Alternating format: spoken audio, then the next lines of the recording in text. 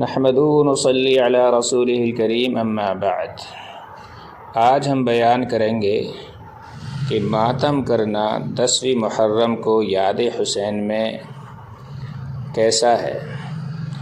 یہ بات تو ہم جانتے ہی ہیں کہ اہل سنت والجماعت کے نزدیک ماتم کرنا، آہو واویلا کرنا یہ بالکل ناجائز ہے، لیکن آج ہم چند ایسی روایتیں بھی بیان کریں گے جو شیعہ کتابوں میں درج ہیں اور ان سے معلوم ہوتا ہے کہ ماتم کرنا جائز نہیں ہے۔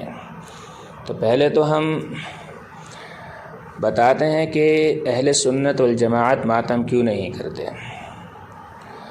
حضرت سیدہ فاطمہ زہرا رضی اللہ تعالی عنہا کے لخت جگر، رسول اللہ صلی اللہ علیہ وسلم کے نواسے، جنت کے سردار حضرت امام حسین رضی اللہ تعالیٰ عنہ کی شہادت کربلا کی بنیاد پر ہر سال جو ایک جماعت ہے اور ماتم کرتی ہے، مجلس ماتم کی بپا کرتی ہیں، ان کی کیا کیفیت ہوتی ہے؟ ان کی کیفیت یہ ہوتی ہے کہ وہ سیاہ کپڑے پہنتے ہیں، سینہ کوبی کرتے ہیں، زنجیروں اور چھریوں سے اپنے سینوں کو لہو لہان کرتے ہیں، اور جوان زخموں کی تاب نہ لا کر مر جائے تو اس کو شہید قرار دیتے ہیں، تابوت بناتے ہیں، تعزیہ بناتے ہیں، دلدل ذوالجناح کا جلوس نکالتے ہیں۔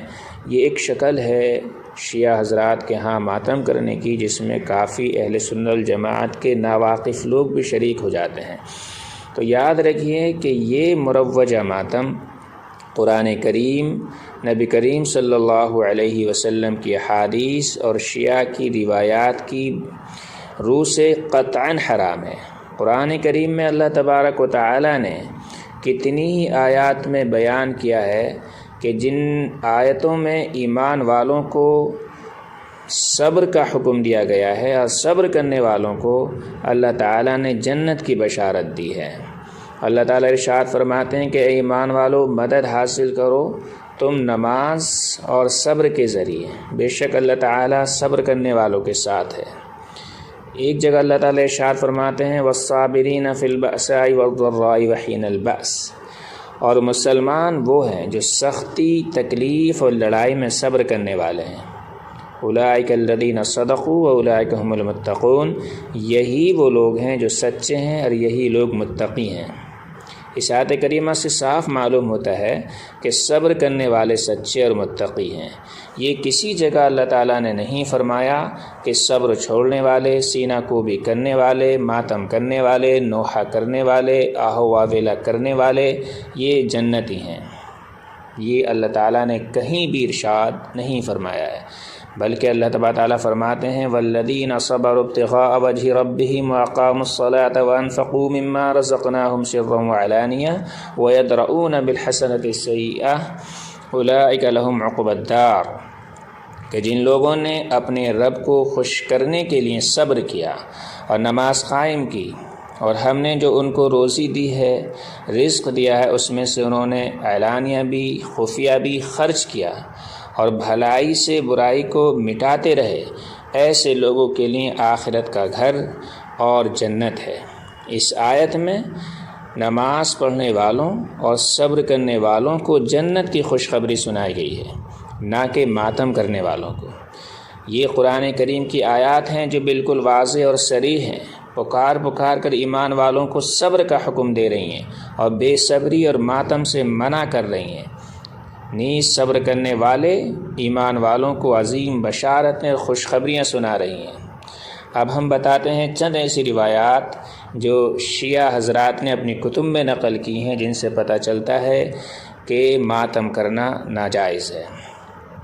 چنانچہ فروع کافی جلد نمبر 2 صفحہ نمبر 214 میں ایک روایت نقل کرتے ہیں قال النبی صلی اللہ علیہ وسلم عند وفاتہ لفاطمۃ لا تخمشی علی وجہا ولا ترخی علی شعرا ولا تنادی بالویل والعویل ولا تقیمی علی نائحہ، کہ اللہ کے رسول صلی اللہ علیہ وسلم نے ارشاد فرمایا اپنی وفات کے وقت حضرت فاطمہ رضی اللہ تعالی عنہا سے کہ لا تخمشی علی وجہا، کہ میری وفات پر اپنا منہ نہ پیٹنا، اپنے بال نہ کھولنا، آہو آویلا نہ کرنا، چیخنا چلانا نہیں، اور نوحہ کرنے والیوں کو نہ قائم کرنا۔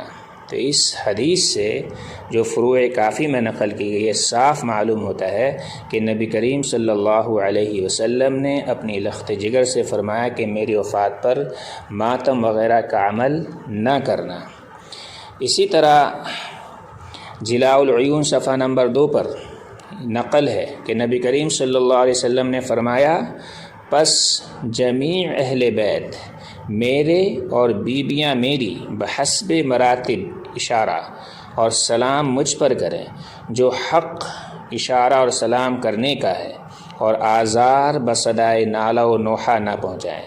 مطلب یہ ہے کہ مراتب کے اعتبار سے مجھ پر سلام پیش کریں، لیکن آواز سے نکال کر نوحہ کر کے ماتم کر کے مجھے تکلیف نہ پہنچائیں۔ تو اس سے کیا ثابت ہوا کہ نبی کریم صلی اللہ علیہ وسلم نے نوحہ کرنے سے منع فرمایا، اور اس سے یہ بھی معلوم ہوا کہ نوحہ کرنے سے آپ کو تکلیف ہوتی ہے۔ لیکن عجیب بات ہے کہ لوگوں نے اسی کو عبادت سمجھ لیا ہے اور اسی کو جنت کا نشان سمجھا ہوا ہے۔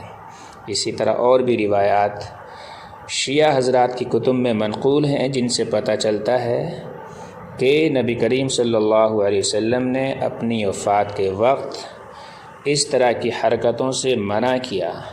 تو نبی کریم صلی اللہ علیہ وسلم کی وفات پر جب یہ اعمال انجام نہیں دیے جا سکتے جو خود شیعہ روایات شاہد ہیں، تو پھر حضرت امام حسین رضی اللہ تعالی عنہ کی شہادت پر یہ عمل کیسے جائز ہو سکتا ہے؟